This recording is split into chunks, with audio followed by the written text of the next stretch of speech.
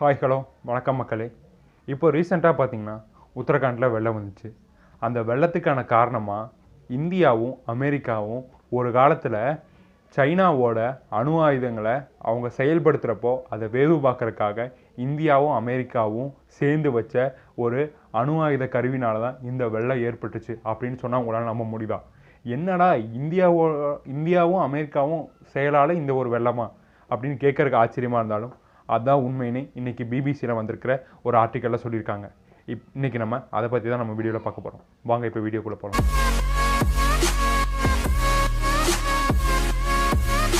இந்தியாவோட மிகப்பெரிய உயரமான மலைகள் ஒன்றான நந்தா தேவி. இந்தியாவில் முதல் உயரமான மிகப்பெரிய மலை வந்து பார்த்திங்கன்னா இமயமலை. இமயமலைக்கு அடுத்தது ரெண்டாவது மிகப்பெரிய உயரமான மலை பார்த்திங்கன்னா இந்த நந்தா தேவி. இது வந்து பார்த்திங்கன்னா உத்தரகண்ட் ஸ்டேட்டில் இருக்கிற ரெய்னி அப்படின்ற கிராமத்தில் தான் இந்த வெள்ளம் வருது.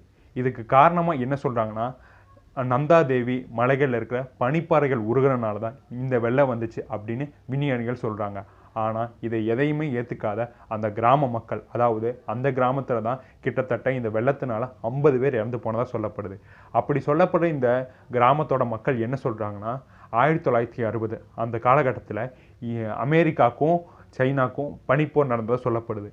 அப்போது சைனா வந்து அணு ஆயுத சக்தியை அப்போ தான் சோதிச்சுட்டு இருந்தாங்க.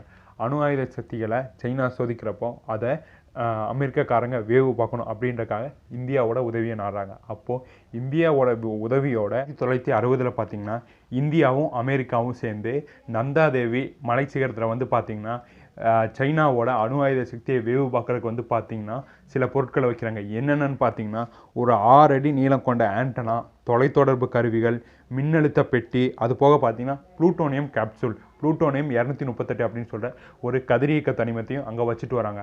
ஆனால் அந்த சமயத்தில் அங்கே பனி ரொம்ப அதிகமாக பனிக்காற்று வீசினால அதை சரியான இடத்துல வைக்க முடியாமல் அந்த இராணுவ வீரர்கள்லாம் வந்து பார்த்திங்கன்னா உடனே திரும்பி வந்துடுறாங்க. அதுக்கப்புறம் வந்து பார்த்திங்கன்னா அந்த பனிக்காலம் முடிஞ்சு வந்து பார்த்திங்கன்னா வசந்த காலம் வருது.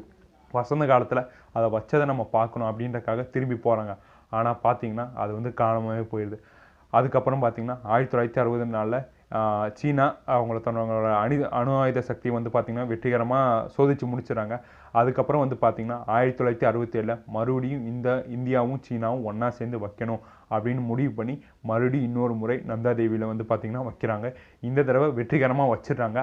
ஆனாலும் 1964 சைனா வந்து பார்த்திங்கன்னா அணு ஆயுத சக்தி வந்து பார்த்திங்கன்னா வெற்றிகரமாக கண்டுபிடிச்சி முடிச்சிட்டாங்க. யாருக்குமே தெரியாமல் நடத்தப்பட்ட இந்த சம்பவம் பார்த்திங்கன்னா பிற்காலத்தில் அமெரிக்காவோட செய்தி அறிக்கையில் வர ஆரம்பிக்குது. அப்போது இதை கண்ட இந்தியக்காரங்க வந்து பார்த்திங்கன்னா டெல்லியில் இருக்க அமெரிக்க தூதரகம் முன்னாடி போராடுறாங்க. அதாவது அமெரிக்காக்காரங்க இந்தியாவில் இருக்கிற நதிகள்லாம் சீரழிக்க போகிறாங்க, அதாவது கங்கை நதி இந்த மாதிரி நதிகள்லாம் சீரழிக்க போகிறாங்க அப்படின்னு சொல்லி அங்கே இருக்கிற நிறைய பேர் வந்து பார்த்திங்கன்னா டெல்லியில் இருக்கிற அமெரிக்க தூதரகம் முன்னாடி போராடினாங்க. இது ஏன் இதுக்கு முக்கியமான காரணம் அப்படின்னு சொல்கிறாங்க பார்த்திங்கன்னா ப்ளூட்டோனியம் வந்து 238 இது வந்து பார்த்திங்கன்னா ஒரு கதிரியக்க தனிமம். இது அந்த மலைப்பகுதியில் எங்கே விட்டாங்க அப்படின்னு தெரியாத காரணத்தினால இந்த ப்ளூட்டோனியமானது தன்னோட கதிரியக்கத்தை வெளிவிட்டுட்டே இருக்கும். அதாவது அதோட அரைவாழ் காலம் அப்படின்னு கெமிஸ்ட்ரியில் சொல்லுவாங்க. அது வந்து பார்த்திங்கன்னா ப்ளூட்டோனியக்கு கிட்டத்தட்ட 88 வருஷம் வரைக்கும் இருக்கும். அது வரைக்கும் இது தன்னோட கதிரியக்க தனிமத்தை விட்டுக்கிட்டே இருக்கும். இதனால் பார்த்திங்கன்னா அங்கே இருக்கிற பனிப்பாறைகள்லாம் உருகி வெள்ளம் வரக்கூடும் அப்படின்னு முன்னாடியே சொல்லியிருந்தாங்க. இப்போது நடந்த சம்பவத்தை பார்த்திங்கன்னா மேபி இதாக கூட இருக்கலாம் அப்படின்னு சொல்கிறாங்க. இதனால தான் அந்த கிராம மக்கள்லாம் பார்த்திங்கன்னா அது மட்டும் இல்லாமல் பார்த்திங்கன்னா இப்போ நடந்த காலம் வந்து பார்த்திங்கன்னா பனிக்காலத்தில் எப்படி பனிப்பாறைகள் உருகும் அப்படின்னு அந்த கிராம மக்கள் சொல்கிறாங்க.